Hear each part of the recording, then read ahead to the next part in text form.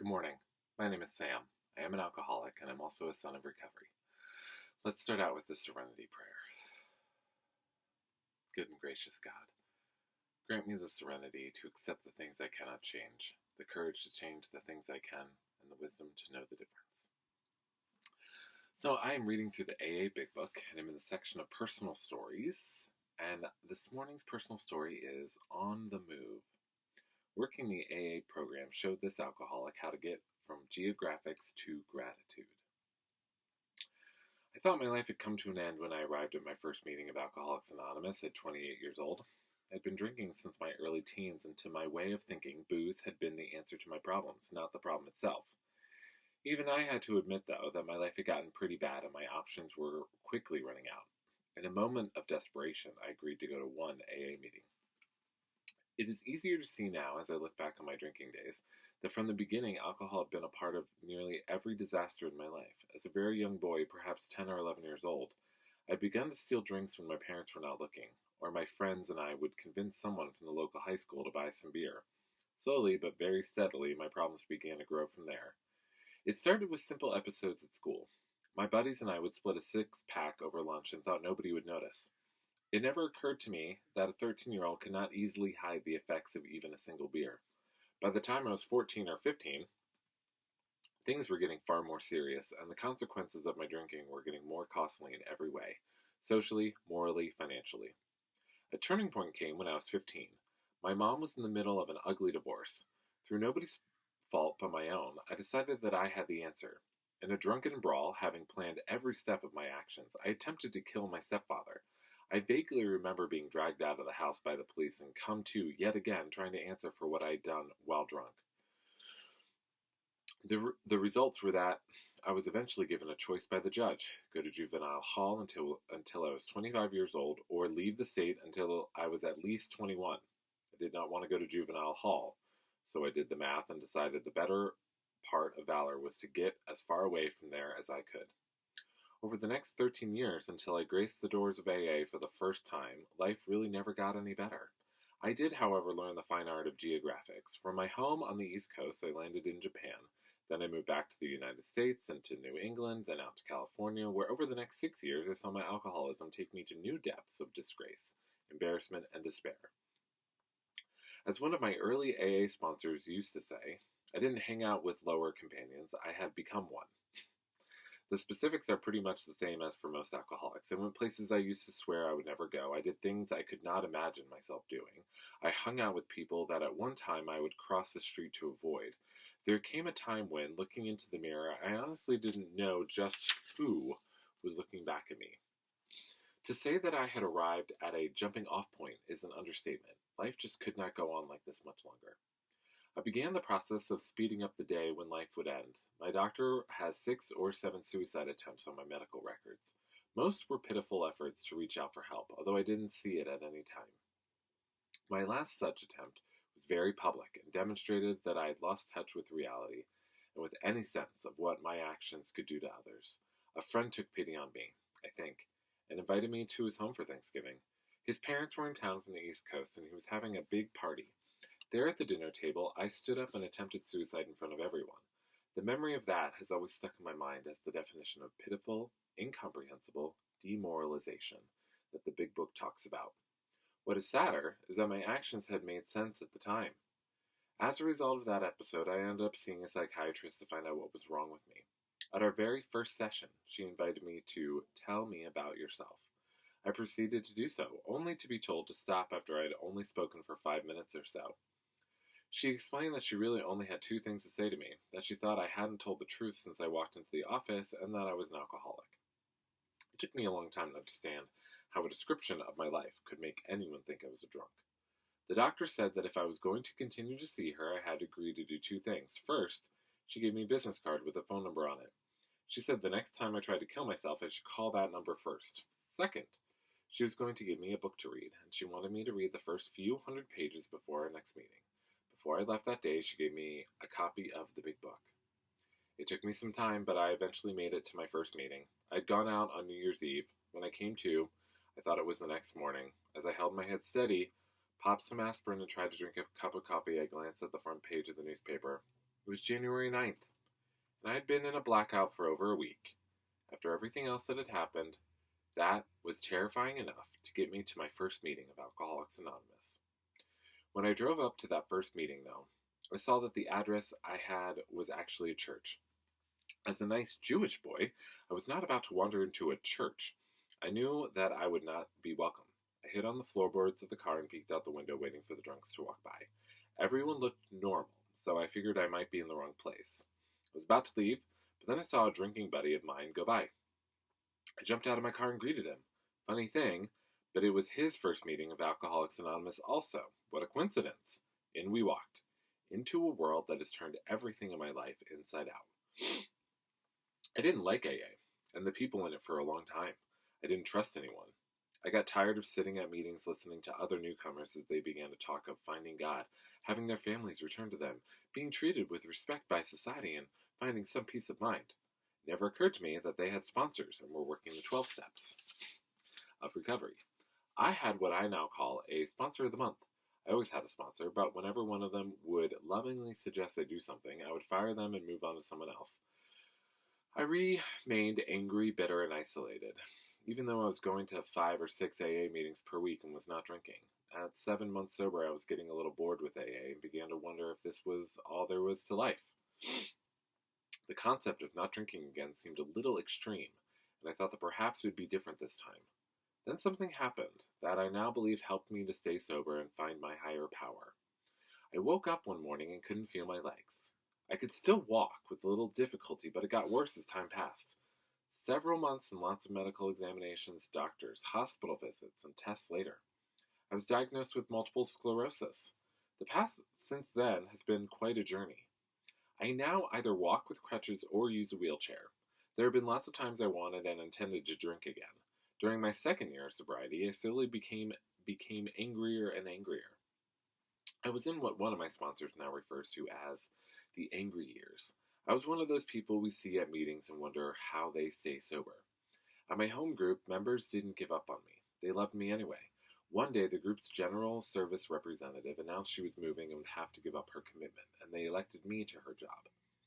They explained to me that a serious 2-year service commitment was exactly what I needed. I tried to explain that I was not eligible, but they told me to go to the monthly general service business meeting and tell them my problems with serving.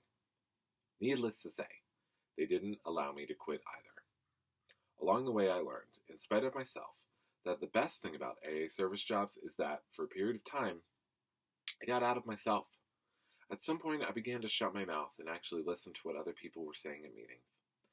After white-knuckling it for almost 2 years in AA, I finally broke down and saw that I could not stay sober all by myself, but I was terrified of going back to drinking. After all my suicide attempts, I had no fear of dying, but I could not stand the idea that I would go back to living that way again. I was at what the old-timers in our literature refer to as a jumping-off point. I didn't know what to do. One evening, I did the unimaginable, at least for me. After picking up my sponsor of the month to go to a meeting, I informed him that I was ready to work the 12 steps of Alcoholics Anonymous. In most respects, my life began again that night. That man took me through the steps in a loving, gentle way that for the remainder of my life I will be grateful for. He taught me to look inward at my soul, to welcome a higher power into my life, and to reach out to others. He taught me how to look into a mirror and to like, even respect, the man who looked back at me.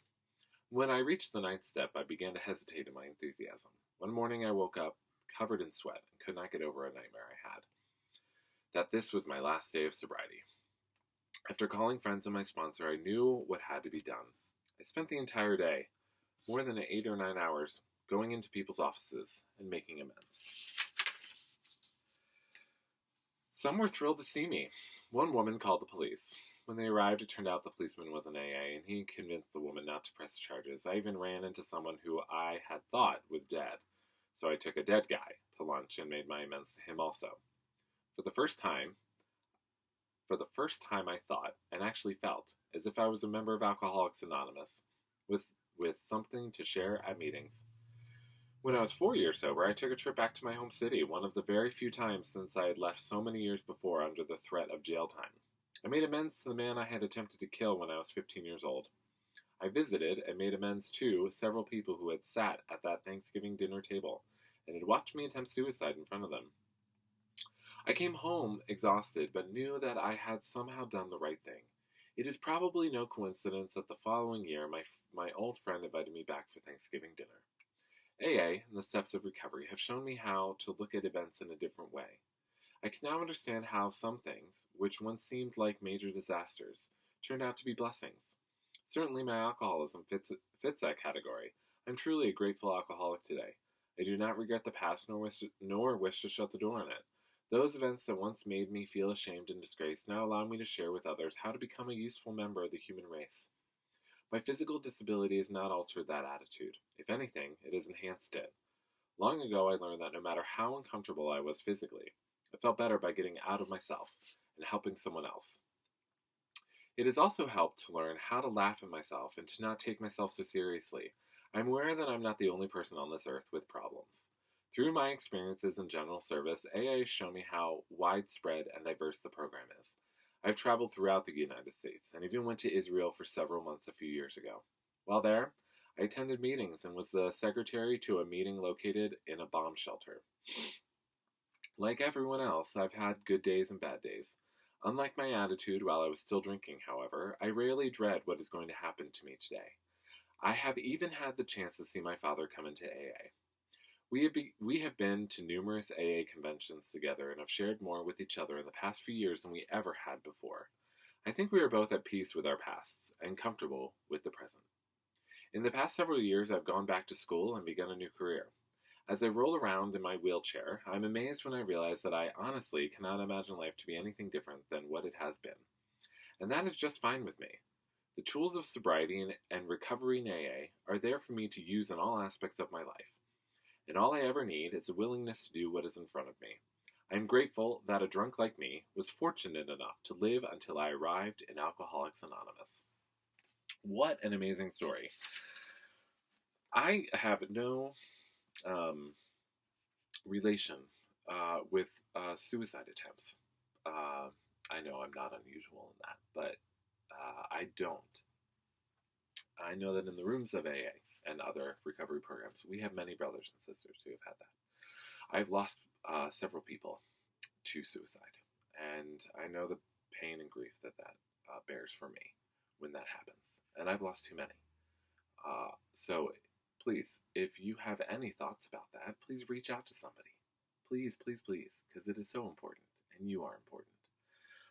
But things I do relate to in this story is at some point I began to shut my mouth and actually listen to what other people were saying at meetings. So I didn't have any problem speaking at meetings. I think a lot of newcomers often,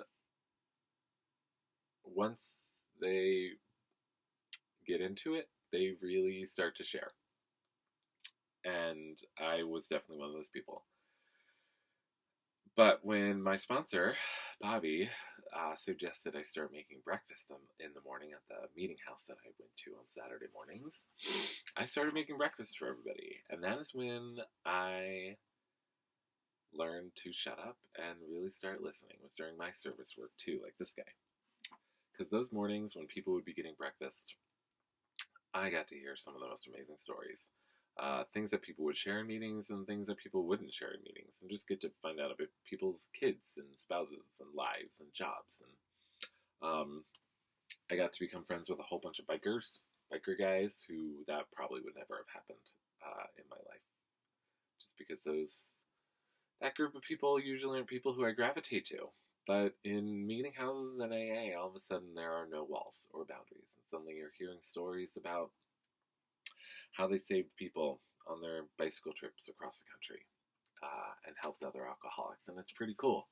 And so that is one of my best experiences, is when you do start service work, all of a sudden, and you're helping out around the house, you start listening to people at the meetings and hearing things that might not be said in meetings, but still really help you in life. And helps you start to learn about building relationships with people. Because like this guy, when he went into his ninth step and started to make amends, having a little experience about having honest relationships with people from meetings and being honest and real and open about stuff. That's when that ninth step work and our making amends, it really helps. I also really relate with this guy and his understanding of I do not regret the past nor wish to shut the door on it. I don't regret my past because without it I wouldn't be sitting where I am now. Having moved and started a new life and truly, truly saying how much I can enjoy waking up every day. I'm really grateful. I really, really am grateful, especially now because I've been vaccinated for COVID. So I'm super grateful about that and the work that everyone's doing towards getting us to a place where we can all be together again. Well, if you have any thoughts, questions, or comments, please leave them. As always, blessings and peace, love, and coffee.